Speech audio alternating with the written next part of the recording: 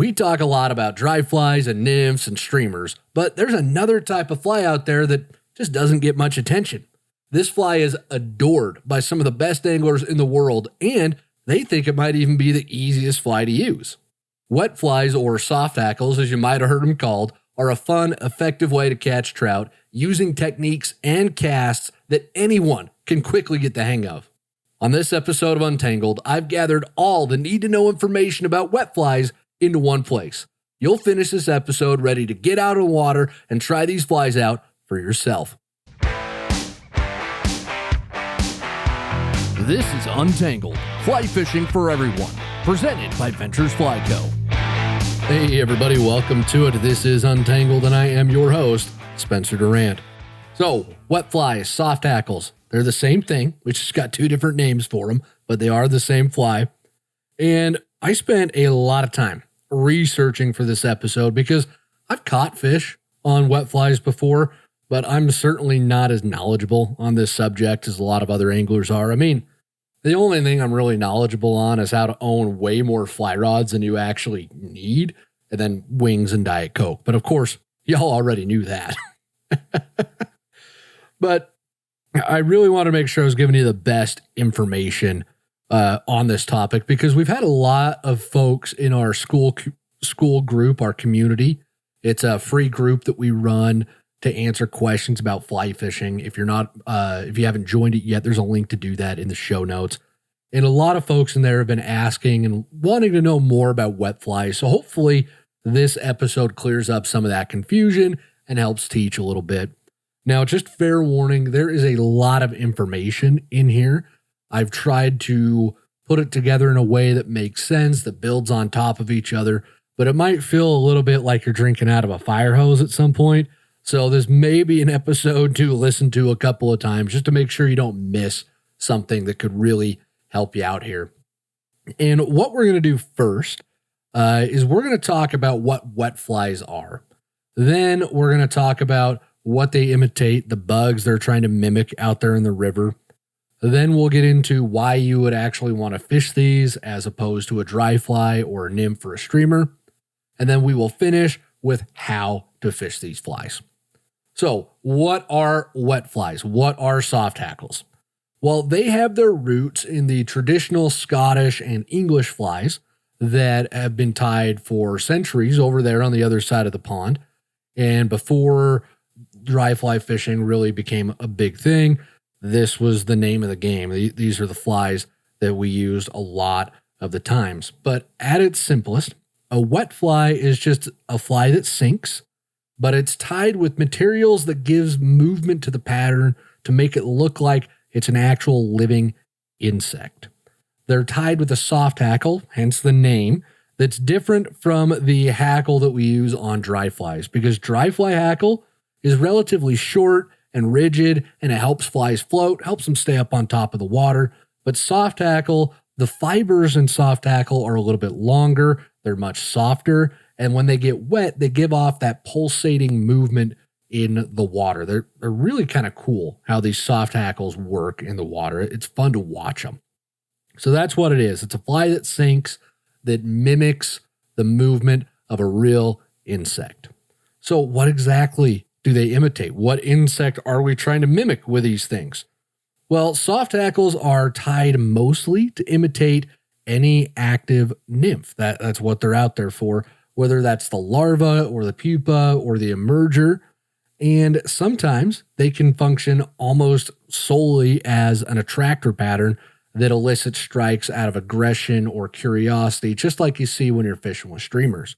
Because a lot of streamers are tied to mimic something like a sculpin, for example.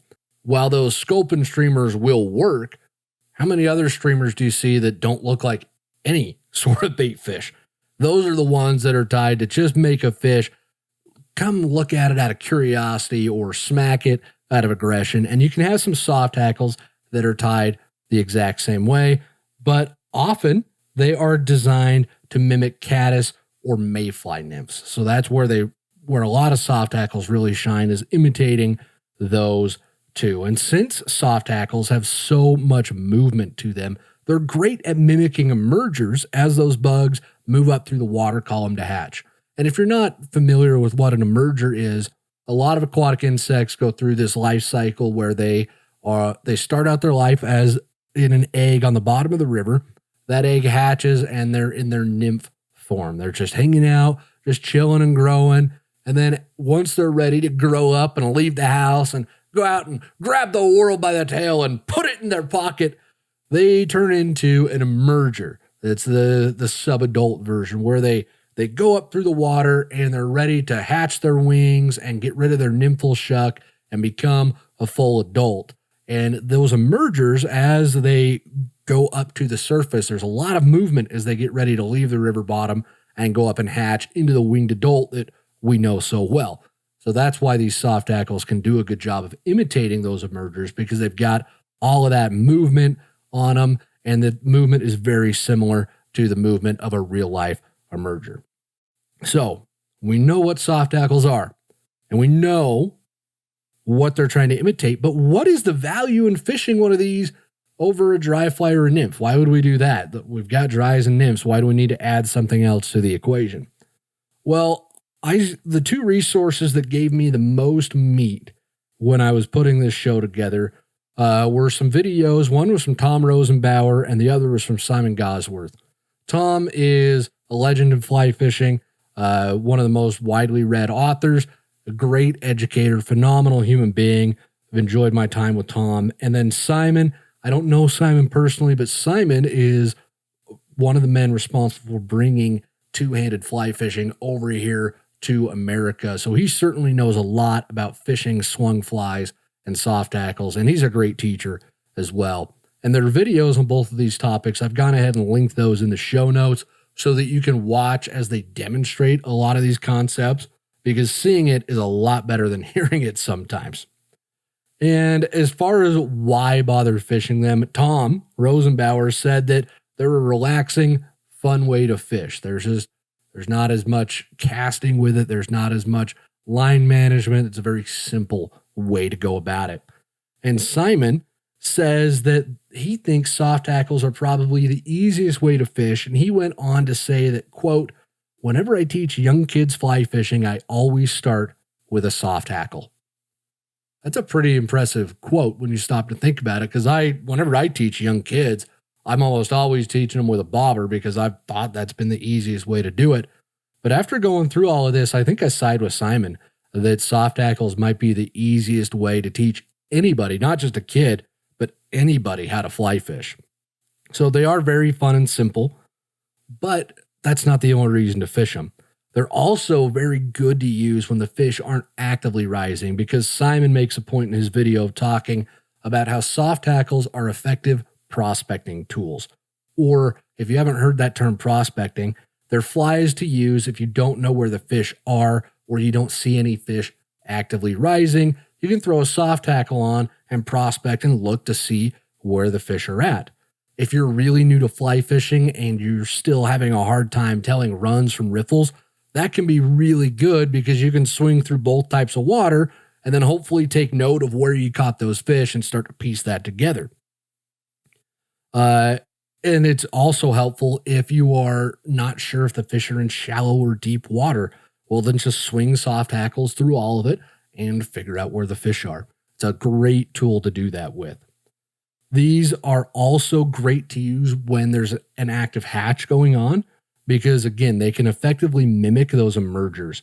And sometimes a swinging emerger can actually stand out more than your fake dry fly that's sitting on the surface in a crowd of dozens or maybe even hundreds of real ones. Depending on the kind of hatch you get into, you might be trying to get a fish to eat your fake bug in a crowd of 1,000 real ones. And at that point, what's going to make it stand out? But that swinging emerger, that movement, because trout really, really like the movement of food as it's going away from them.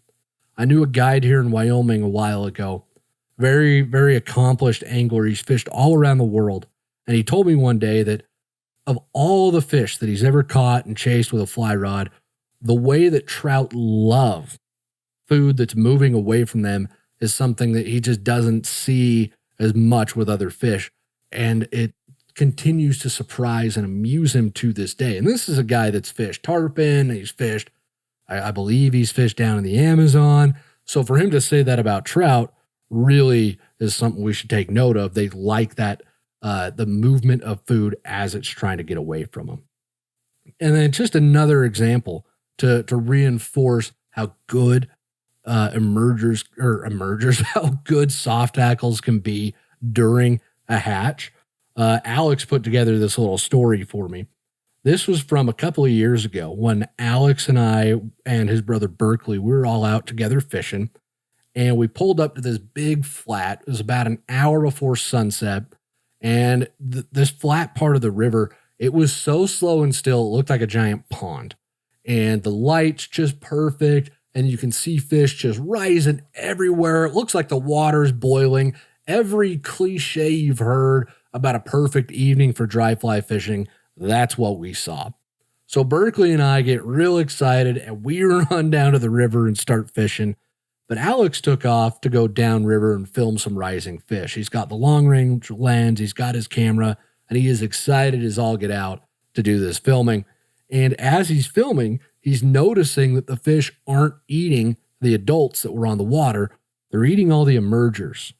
Now, Berkeley and I could have used that information because, again, we were upstream a little ways and we're throwing like 15-foot leaders with a size 24 parachute on the end of it. And we're getting frustrated because the fish are refusing everything. Just a classic, really difficult dry fly situation that we weren't understanding. We weren't paying attention to as much as we should have. And we're struggling. And meanwhile, Alex has it all figured out because he's actually looking at the fish.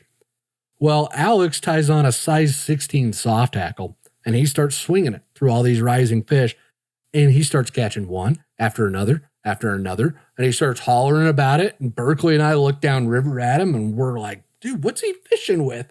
And he was too far away. We couldn't hear what he was saying, but apparently he was screaming, soft tackle, but we couldn't hear him.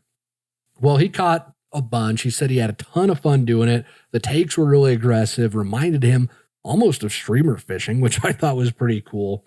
And he also said, this is the key, that getting a good presentation was way easier with that soft tackle than if he was fishing a size 22 dry fly on a really long leader. So again, I think I agree that this might be the simplest way to fly fish, and you can really you can do well in some of these more challenging hatches. Now, you don't have to fish every dry fly hatch with a soft tackle. I like the challenge of trying to match the exact right fly. I really enjoy that. But if you just want to put some fish in the net during a hatch, soft tackle might be your best bet. All right, let's get to the point that I reckon everybody's been waiting for anyways, which is, how do you fish one of these soft tackles? I've mentioned a little bit, but let's dive into it. Like I've mentioned, you can tie them on and just dead drift them as a dropper behind a dry fly. That's a great tactic to use during a hatch, especially if you see the fish are actively eating emergers, but you don't have any emergers with you, or they're turning their noses up at the ones that you have. That soft tackle, as it just sits there and drifts and the hackle moves with it, that can be enough to sometimes get a strike from those fish that were being a bit pickier. But far and away, the most common method for fishing soft tackles is going to be on the swing. And when I talk about the swing, what I mean is you'll be standing in the river and you will cast your flies across the river from you, whether it's directly across, a little upstream or a little downstream, depending on what you're trying to do. You're going to cast across the river from you, and then you are not going to let out any extra line when you do that. You're just going to stay tight to your flies as the current pushes your flies and your line downriver. This is going to make a big belly in your fly line. And normally, when you get a belly like that, you mend to get rid of it. You don't do that with soft tackles because that belly is going to keep getting pushed by the current. And eventually, the current is going to straighten that belly out completely. And when that happens, it is going to swing your flies through the current, hence the name, the swing. If you've ever let any extra fly line fall down around your legs while you're tying on a new fly or untangling something or texting your buddy, dude, the fishing's amazing, get down here. Or, I'm sorry, honey, I'm going to be late for dinner. The fishing's really good. Whatever you're doing, and all the fly lines just drifting down around you, and it eventually all straightens out below you. That's exactly what you're aiming for when you're swinging flies. You just want to do it with a bit more control. So as the flies drift through the water before they actually start swinging, fish will take them at that point as well. But it's that swing that really can get them, and they'll eat it on the swing. And that's a fun eat. It's one of the more entertaining eats that you will get in fly fishing. And that's also when these emergers can look a lot like, those soft hackles, pardon me, can look a lot like emergers. And again, that's going to trigger that response that trout love to chase food that's moving away from them. So that's a brief overview of how to fish them, but how do you actually rig these flies up? Well, both Tom and Simon recommended using a 2-fly rig so long as your local regulations allow for it. But what both of them would do is put together a tag and rig. So they would tie their biggest soft tackle, usually a 14 or something, to the end of their leader. And then anywhere from 6 to 10 inches above that, they would tie a tag piece of tippet, whether using a triple surgeon's knot or a tippet ring to accomplish that. They'll tie another piece of tippet and make that about 4 inches long, and that's where they'll tie their second and a little bit smaller wet fly too. It's a good idea, if you know how to do it, to use the non-slip loop to attach your flies, because that will give them the maximum amount of movement in the water. But if you don't feel comfortable with that knot yet, or you haven't had time to practice it, a clinch knot will work just fine. Simon really enjoyed using a fly line with an intermediate sink tip to get his flies down just a bit, because the ideal depth that you want to fish these soft hackles at, since they're not up on top of the water, you're targeting the upper portion of the water column. And specifically, soft hackles are going to shine the best when you can get them about 6 inches to about 2 feet below the water. That's where you're really going to see these flies just come alive. And there's a couple of ways to control that depth. I'll get into those in just a minute. But if you don't want to buy specialty fly line just for this, if that is just out of your budget, then you can use a Versa leader. And a Versa leader is just a leader. You tie your flies onto it like normal, but they're designed to sink at a certain rate, like 1, 4, or 8 inches per second. And then you can also tie your own soft hackles with some beads on them to help them get down as well. And as far as the type of water that you want to fish these soft hackles in, you're really looking for riffles or runs that range from about 1 to about 4 feet in depth. That's where these are going to shine. You can fish them deeper. Earlier this summer, I did start fishing some caddis soft hackles deep in pools underneath some other nibs. I caught fish that way on them. But if you're wanting to swing these flies, that water, it's about 1 to 4 feet deep, is going to be your best bet. You want as much of a uniform current as you can get, which you do see a lot of that in riffles and runs. And then you're also looking for about that walking speed water. That's the perfect speed to get these flies drifted through. And we've talked about how that's great, great water speed for the fish to hang out in as well. So as you're fishing these riffles and these runs, you've got to make sure you're paying attention to your depth, just like with any fly. So to control your depth, after you've made your first cast, throw a large mend directly upstream of that. That will let the flies sink for a bit longer before the swing starts. And that's just one tool that you can use to help achieve the right depth.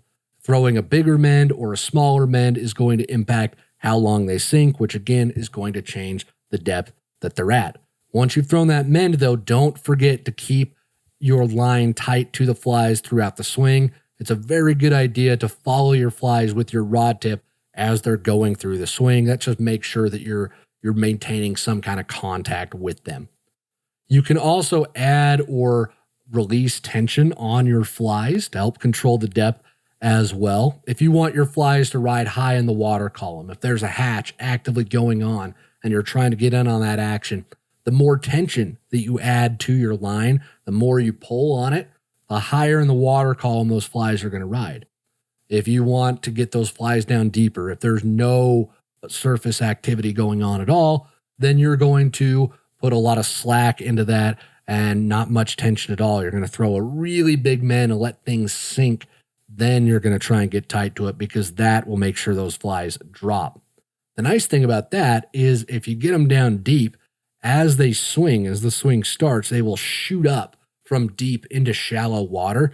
And that very sudden depth change can be really deadly at picking up some fish sometimes. Another thing to be aware of is that with soft hackles, you are going to be fishing from the top of the run, moving downstream instead of starting at the bottom of the run and working upstream. It's a little backwards if you're used to fishing dries and nymphs all the time. Every time that you complete a swing, you'll take a step down and then you'll make another cast. This ensures that you're putting the flies in front of every fish in the run. You're covering the depth as much as you can. And it's just a very effective way to present these flies and to cover as much water as you possibly can. And last, but surely not least, what do you do when a fish actually eats one of these soft hackles? How do you set the hook? Well, if you set the hook when they're directly downstream of you, you're more than likely going to pull it right out of their mouth because a direct downstream hook set is one of the hardest things to pull off in fly fishing. And if you're using lighter tippet and you're trying to set directly downstream, there's a good chance you're going to break the flies off too. Most of the time when these fish eat the soft hackles, they'll come up, they'll eat it, and then they'll turn. And that turning movement plus the pressure of the river will help set the hook themselves. You really don't have to do anything. So you'll feel them take it. Then once you feel them on, you can lift your rod tip to put some tension on and drive the hook point home. But it's not a traditional hook set like you would if you were fishing dries or nymphs. So hopefully all of that helps. Like I said, I know that is a lot of information to take in about soft hackles, but this was intended to be a primer to give you that information. I would definitely encourage you to go watch those videos that I talked about from Simon and Tom, because seeing this played out really drives home just how simple and easy it is. You don't have to have any kind of great casting. It's just a simple overhead cast. You don't have to have great line management. You don't even have to really be able to read water all that well. It's a very simple way to do it. You don't have to worry about setting the hook. And when you see it actually happening in front of you, you'll be like, oh yeah, I can totally do that. So definitely go watch those videos. And if you've got any more questions about this technique, drop a comment, let me know. I'd love to help clear up any confusion that might exist. And with that, folks, we are done with the open of the show, but don't go anywhere because we've got the Q&A section coming right up. Nothing is worse than hooking into a big fish only to have your knot break halfway through the fight. Setting up your rod and tying knots can be confusing and frustrating, especially if you're unsure if it's going to work. That's why we put together our Rigs and Knots Pocket Guide. It has instructions and tips on how to set up the most time-tested, proven, reliable fly fishing rigs step by step. So if you want to spend less time tinkering and more time fishing with confidence, click or tap the link in the show notes to get this guide for free. All right, back to the show. Every week, we spend half the show directly answering questions from viewers and listeners just like you. So if you've got a question about fly fishing that you would like answered, please send those in. There's a link to do that in the show notes. And this week, our first question comes to us. Rue from Scotland writes in and says, hey, firstly, fantastic show. I have been fly fishing since I was a kid, but only really branched out onto rivers this year after only fishing hill locks for wild brownies. The podcast has really boosted my knowledge, so thanks. My question: the stretches of the river nest that I fish for brownies are fairly wide, 30 to 40 feet in places. The current is strong when the river is up and the big fish tend to lie closer to the opposite side to where the access is. The current is quite variable throughout these pools, making mending when fishing nymphs or traditional wets really difficult.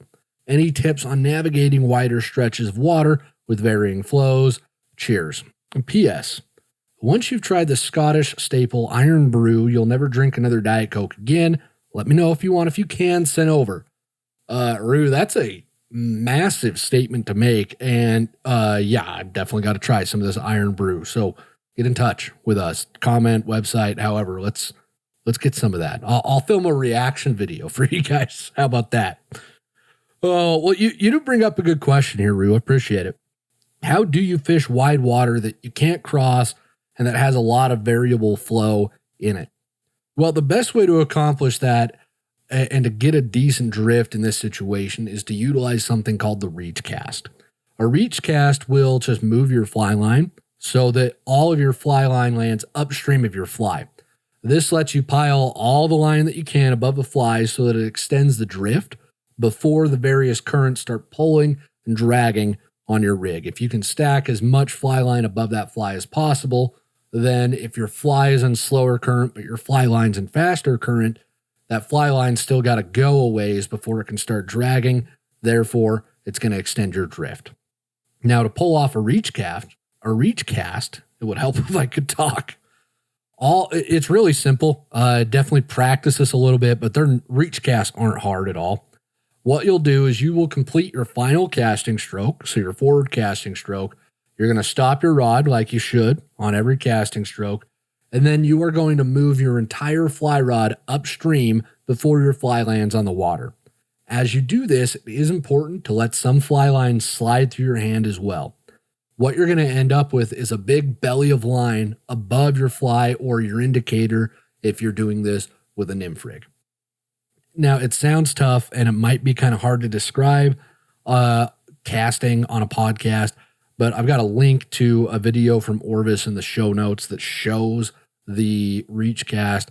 It's a great video, and again, it's very simple. Hopefully I did a good enough job of explaining it. Another option in this situation would be to just fish this river with streamers and sinking lines, but you'd still likely want to utilize the reach cast a bit so that your streamer has time to sink before you start retrieving it. And then finally, you do mention there's a lot of currents in front of you. And even though you say that all of the fish are holding on the other bank, I would be surprised if there aren't fish holding in these seams. And for those who don't know, a seam is just what happens when your fast and your slow water meet. There's going to be a bit of turbulence and they'll create a seam where the water is a little bit slower and there's a lot of food in those seams. Fish love to hang out on seams. It's that transition point between fast and slow water. So as long as those pools between you and the other bank aren't just big rapids or it's all white water or whatnot, there's probably a good chance that there are some fish holding in those seams. So it might be worth fishing those as well as you work your way across. Good criminy. As you work your way across to the fish on the other bank. So hopefully that answers your question, Rue. Thank you so much for sending it in. Rick from New York has our next question, writes in and says, "Hi, Spencer. What would you say to a new fly angler who is starting out on a 9-foot 4-weight? I may have been too eager about a 9-foot 4-weight instead of a 5-weight, thinking I would be targeting mostly small trout streams. Will it be harder to learn the fundamentals on an underweight rod? Ultimately, I plan to pick up a 9-foot 5-weight, but I'd like to get started and make sure I enjoy fly fishing enough first. Diet Coke all day and tight lines. Thanks for all the great advice. I'm binge listening to the podcast now." Well, Rick, thank you, and thank you for the question. Appreciate it. No, it's not hard at all to learn the fundamentals on a 4-weight. A 4-weight rod is a fantastic choice for lighter dry fly work and fishing with smaller nymphs. I've got a lot of 4-weights that I use just exactly for that. You can throw streamers on a 4-weight, but I wouldn't recommend it. It's not a very pleasant experience. We recommend the 5-weight here at VFC, and I recommend it to everybody because the 5-weight's a do-it-all weight that can handle just about everything. It'll handle your dries, it'll handle your streamers, it'll handle your nymphs. It does it all very well. It's just a good do-it-all rod. Now, your 4-weight, it's going to be better with smaller dry flies, and it might be a bit softer on casts inside 30 feet, depending on what rod you got. and that can make it a bit easier to land flies softly on low, clear water near spooky fish. The 4-weight is just a softer, more delicate version of the 5. It's not going to cast as well in the wind. It's not going to have the backbone of a lot of 5s. It's not going to have near the versatility of a lot of 5s.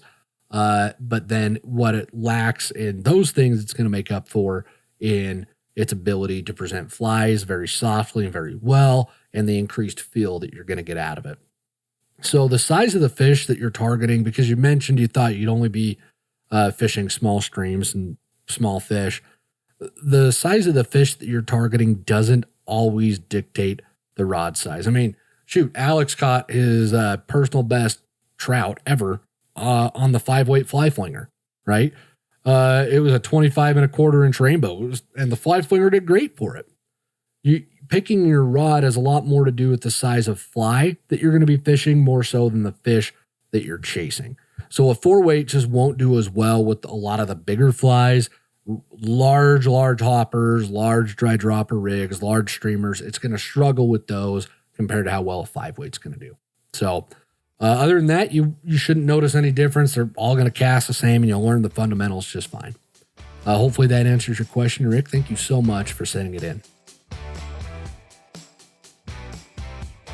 Tyler from Canada has our next question, writes in and says, I have been fly fishing for a year and a bit, targeting only trout and mountain rivers. I love dry fly fishing, but want to learn more about indicator nymph fishing. I've seen every video on nymph fishing there is, and I'm wondering how to cast an indicator. I've tried all kinds of indicators, and they are just so hard to cast because of the weight. I've tried yarn indicators, but they don't seem as effective because they sink pretty quickly. What indicator do you recommend for these smaller clear mountain rivers, and how can I cast them easier? Well, Tyler, this is a great question. And indicators are easy to cast once you understand a bit about casting mechanics. So let's walk through the fly cast for a minute. When I'm casting a single dry fly, it's a very light rig. There's hardly any weight on that rig other than the weight of the line. And when I'm doing that, I want very nice, tight loops so that my fly line is moving very quickly, because the tighter that my loops are, the better my accuracy will be. But if I try to throw that same super tight loop with a bobber and 2 nymphs on, what do you think is going to happen? Well, I think we all know, because we've all probably tried that, and you end up with a lot of big tangles, because that's so much extra stuff and extra weight moving through the air that loop, if it's super tight, it's going to catch on itself, and you're going to end up spending more time untangling and retying than you are actually fishing. Now, the extra weight from the bobber can actually be helpful during the cast. That's not causing the issue, and the weight of the bobber itself is not causing the issue in your casting, because that extra weight on the bobber can be helpful to feel when your line is unfurled behind you and you're ready to move to the front cast. It's not necessarily, again, that the weight is the issue here. It's that you're getting a little bit different feedback from the rod, and then you're not implementing that correctly. With a single dry fly, you don't feel that fly moving through the air. You feel the line, but you don't feel that fly moving through the air. With a bobber and nymphs, you are actively going to feel that a little bit more in the rod because of the weight, and you will feel this distinct bounce when your fly line straightens out behind you. That's when you want to move the rod forward to continue your casting stroke, and that's how the weight can actually help you. It's not the weight itself that's the issue, it's the timing that's the issue here. But with that extra weight and your timing, you do have to make sure that you slow down and let your loops open up, because that will help you avoid getting tangled. Your line will still be moving fast enough to be accurate, but you've got to open those loops just a little bit. So if you focus on opening up your loops and timing your strokes to keep the rig moving, but not cooking through the air, not flying like Ricky Bobby through the air, then you're quickly going to get the hang of it, especially if you're already adept at throwing casts with dry flies. Now, the other way to cast nymph rigs as well would be your roll cast or the water load cast. The roll cast is just simply, it's a cast without a backstroke, where you just use the weight of the rod and the line to roll the line out in front of you. We've got a video on how to do the roll cast. I will link that in the show notes. And then the water load cast, you use the surface tension of the water and you push your rod forward, and that will actually fling everything forward for you without having to make any overhead casting. So both of those can be helpful when you're fishing with nymphs as well, and you've got a big indicator on. That they can be less clunky than the standard overhead cast at that point. As far as indicators that I would recommend, I am a big fan of the Oros indicators. That's what I've switched over to now. They screw directly on to your leader so that they stay in place. They're very light and they're easy to cast. I just have all mine in a medium or small, and that's all I really need, and that's what I'd recommend for you as well. So hopefully that answers your questions. If you need anything else, don't hesitate to reach out, drop a comment, and I can explain further. And that will do it for the Q&A section this week, folks. But don't go anywhere because we've got the Live Real Life moment coming up right now. Every week we end the show by sharing a story from one of our listeners or viewers who's been out on the water living real life. We love to hear these stories and see the pictures. And if you've got a Live Real Life moment you would like to submit, there's a link to do that in the show notes. This week's Live Real Life moment is from Isaiah.